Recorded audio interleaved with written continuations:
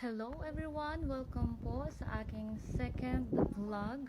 At ngayong araw naman po ay nabigla ang lakad kami. Pupunta raw po kami sa Chiba New Town. At isa po ko sa nagalak kasi alam mo na, hindi pa po ako marunong talaga gumala dito. At maraming salamat sa senpai namin dahil niyaya kami at piling siya magbigay ng oras para kami ay samahan at turuan kung paano kumakay ng bus at ng train para hindi daw po kami laging nasa bahay. Kaya ngayon po ipapakita ko sa inyo kung paano po magsakay o sumakay ng bus dito sa Japan. Napaka-bendre po dito. Hihinto ka lang po dyan sa bus stop kung saan tumitigil po ang lahat ng bus para ikaw po ay sumakay. May designated time po. Tulad po niyan, yung oras na yan ay 5:09 arrive ang bus. So yan na nga po, dumating na po yung bus. Ituturo ko po sana sa inyo kung paano sumakay kasi ibang bus ulit po pala yan, ibang way ng pagsakay. Nay, okay? Kaya yun po nagkumaro po ako or nagulat kasi kailangan pala bayad muna bago ka sumakay. So ngayon hindi po ako nakaredy agad ng pera. Kasi yung una dati naming sinakyan ay kuha ka muna ng ticket pag akyat mo tapos titingnan mo dun sa dashboard kung ilan ang ibabayad mo hanggang sa makarating ka sa lugar kung saan ka bababa.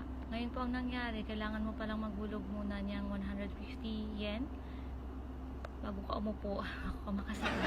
At ang ating senpai, tinulungan po kami para mabilis ang process at nakakahiya naman. Kasi dito sa Japan, time is gold. Kailangan naman na mag-take ako ng maraming time. Para rin po yan train. May sinusunod po sila ng oras. Sakto oras ng dating, sakto din ang oras ng pag-alis. Kaya nakarating na po kami sa Chiba New Town at tayo po ay pupunta sa Book of. Ayan po, at tayo po ay mag-ukay-ukay, pero take note, nagpadala na po ako niya ng pera sa Pinas, kaya tayo ay tumingin-tingin muna para tayo magkaroon ng idea. Ayan po, alam niyo po, nung dalaga ako, nung wala pa akong asawa at anak, pag pumupunta po ako sa ganyan, dami kong mga abubot na naiisip para bilhin sa sarili ko. Pero nung may anak na po ako at asawa, tingnan nyo po, dumiretso po agad ako dyan sa sapatusan kung saan pwedeng makabili ng murang ng sapatos pero maganda at branded para po sa asawa ko. Kaya yung tuwang-tuwa po ako pag may nakita akong nagugustuhan ko na feeling ko magugustuhan din ng asawa ko. Kaya pero yung sarili ko nalilimutan ko talaga at nakita ko nga po sa mga na video ko na nakita ko yung sarili ko na nasan yung para sa akin, hindi ko na nakikita. Ganyan po pala talaga pag naging isang tunay na ina ka na o may asawa ka na. At yan naman ang sunod na pinuntahan ko, kumuha rin ako ng idea kung anong pwedeng bilhin para sa anak ko. Kaya natutuwa rin po ako kasi nakaka-excite no, ano kayang iisipin ng anak ko, magugustuhan kaya nito pag binili ko to. Pero magugustuhan din ba ito ng wallet ko?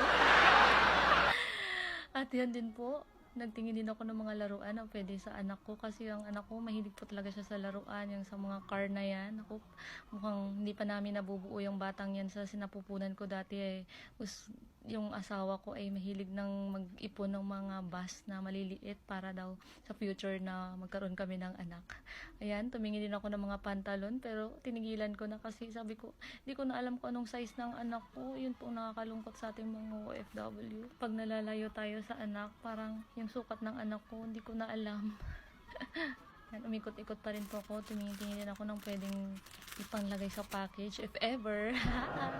Pero naway pagpalain at makatikim din ang anak ko ng mga bagay mismo na ako mismo bumili at mapaglaruan niya. Tumingin din ako ng mga hilig din ng asawa ko. Yan naman gusto ng asawa ko, yung magkaroon din siya ng PS5. Kasi syempre, hilig lang yun. Pero wala pa kaming nabibili kasi alam mo na wala pa tayong pera at nagsisimula pa lang tayo. Tingin-tingin muna tayo ng idea. Malay mo pagpalain tayo, edi mabilhan din naman natin sila ng maganda-ganda. At ganun din para sa sarili ko. Pero sung time na yan, hindi ko talaga naisip ang sarili ko. Oh my God, ganyan na ba talaga maging nanay? Nanay or maging isang ina. Ayan, may nakita rin po ko sa isang lugar na yan na napakamahal. Tingnan niyo po yung Rolex na yan. First time po makita na totoo pala talaga na ganyan kamahal in person. Pero kumikinang talaga po siya sa mata natin kaya ganyan pala talaga siya kamahal. So, yun lang po. Tamang tingin-tingin lang po muna ako kasi alam mo na, nagsisimula pa lang tayo dito at kailangan muna bahay at lupa ang kailangan nating bilhin. So, Kaya po, sa susunod ko pa pong mga vlog ay naway suportahan nyo po at ipapakita ko pa po sa inyo yung mga bagay na pwede nating mabili dito sa Japan. Ang isip natin ay mahal, pero pag dumating ka po dito ay parang mura na, kasi yung isip natin na mapadalhan din natin ang pamilya na dyan sa Pinas. Kaya maraming salamat po, and follow nyo po ako para magkapera na tayo kay Meta. Hey, maraming salamat po. God bless. See you po sa next vlog. Bye bye. God bless everyone. Ingat.